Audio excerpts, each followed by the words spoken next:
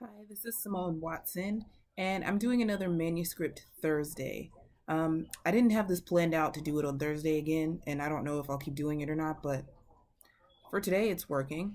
Um, Today I just feel the need to talk about my work because I'm feeling so many different frustrations and fears and stuff, and I'm gonna try and like iron them out and put them into some kind of coherent video.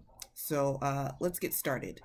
Um, Before I started writing novels, well, I mean, I not really before because I've written for NaNoWriMo, but before I started pursuing novel writing as a career, um, there was a long time where I wanted to be a screenwriter, and director and actor. I wanted to do a lot of film jobs, but screenwriting was something that I already started doing. Um, and I used to have a fear. So I was screenwriting when I was 15. I had a fear that whatever I was writing was the only good idea I could have, or like the last good idea that I could have. And so, if you're feeling that fear too, I just want to encourage you that it's not true. I'm not saying that, oh, all my ideas are brilliant because they're not, but don't think that you're limited to whatever idea you're writing right now. Like, as you write some more, you will become more experienced and you'll be able to write more and more and more, so just a little tidbit right there for you guys out there that are feeling that fear. So that fear is something that I have since kind of gotten over. Not gotten over, but right now that's not the main thing that's plaguing me. But right now I'm having some other fears, that are fears, frustrations, just all of it mixed together. The thing is, okay, my first book, Red Letter Law, I wrote the first draft from July 24th or 25th, because it was like right around midnight when I started it, to November 2nd. And I've been editing it, and this is my second round of edits. And suddenly I feel afraid that, like, I won't be able to shape it into what I want it to be. Um, and that fear itself is like, okay, that's normal, but there's a part of me that is tempted to do everything I can to avoid editing Red Letter Law. Like, just go write other things and not edit. And that is, like, not good. Now, to an extent, it is good to take a break from your manuscript. I have found this out because when I wrote Tethered, when I started writing Tethered in November, I was feeling so, like, about editing Red Letter Law. I was just so frustrated with it, and having a break from it to go write Tethered was like a great thing for me. So that's good. But right now, I know that I can't just like forget about Red Letter Law. Like, I can't just leave it over there. And I started the second round of edits already, so I just need to keep going with that. Um, so because it is Manuscript Thursday, I will tell you a little bit about Red Letter Law, because I haven't gone too much into the plot before.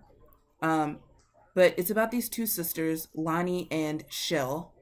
Um, they come from an African American family.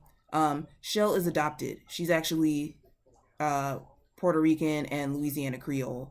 Um, but that doesn't really affect the plot that much. But anyway, they live on Mars in the future, and their mom and stepdad sign them up for indentured servitude, which is temporary slavery. And so, sorry, there's a rather large insect. Okay, it flew away. Um, yeah, so they're signed up for indentured servitude, and Shell runs away with their brother, Reno. So, other stuff happens, but I can't tell you the whole book. So there we go. Um, Challenges that I'm having right now. I wrote this book. I've mentioned this in my writing and social justice video, that I wrote this book from a place of things that make me angry. Um, and that's been a challenge because sometimes it's hard to write things that make you angry because you feel angry. So you want to go and do something else, but no, you need to sit down and write this, because you feel that it's important to get the message out there. You feel that it's important. And, for me, like, slavery makes me really angry. There are forms of slavery that are going on right now. That's appalling. Like, why is that happening? You know what I mean? So that makes me really mad. Okay, so it's important for me to go ahead and write this book. And there is a part of me that has this mechanism of humor where, like, when it gets really hard to write, when it gets to the really difficult topics, it's like, oh, I just want to make a joke. No, you can't always make a joke. Sometimes you have to get uncomfortable while you're writing. So that's going to be a challenge right now. I'm saying going to be a challenge because I have not touched Red Letter Law at all this week. Haven't touched it this week. Probably didn't touch it last week either, because last week was that crazy week of, leading up to my sister's wedding, which is okay, but I need to get back to it, and I need to, anyway, yeah, I'm sorry, I don't mean to sound all like, that's not what I mean to sound like, but.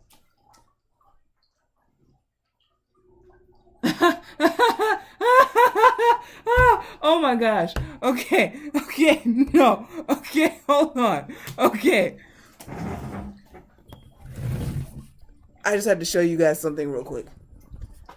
I just got this note. See that? Yes, I don't know what those letters mean either. That's why I'm laughing. Okay. So yeah, that's what's going on with Red Letter Law. I need to embrace the tough stuff of Red Letter Law, and I need to be more descriptive in terms of setting. It's Mars. So if we're reading about Mars, we probably want to know what Mars looks like, and I need to go ahead and do that. So I've recorded this TV program about Mars, and I need to go watch that and see what Mars looks like so I can get a little bit of a better idea. So that's a challenge as well. I'm going to briefly mention the Infrared Chronicles because that directly ties into Red Letter Law. The Infrared Chronicles is the current prequel to Red Letter Law, where the people that will be middle-aged at the time of Red Letter Law are now like my age and somewhere near there. So I'm writing about what they're going through right now, and that's been tough for me. So I need to go ahead and get more into that too. But the character who I'm writing about now, she's character 1. I've had her stuff outlined for a while, like for a long time. Her year 2017 has been outlined, which is good. But the thing is, what's important with the Infrared Chronicles is to characterize these characters. Well, that's repetitive, right? But to really paint a clear picture of who they are, And you don't have to read the Infrared Chronicles to understand Red Letter Law, of course. But just in case this can give a little bit more insight into these characters' personalities and like what's happening now that will affect how they are when they're middle-aged, that's something that I need to tackle. And so that has been tough because it's not even like, look, okay, I'm sorry. It's not even that it's tough. It's that I'm procrastinating. And like, why am I procrastinating? Because, I don't have really a good reason. I just am. So what I need to do is not do that. So I've given myself until Sunday to outline the year 2017 for all 5 main characters of the Infrared Chronicles. I don't know if you guys want to know how they relate to Red Letter Law or not,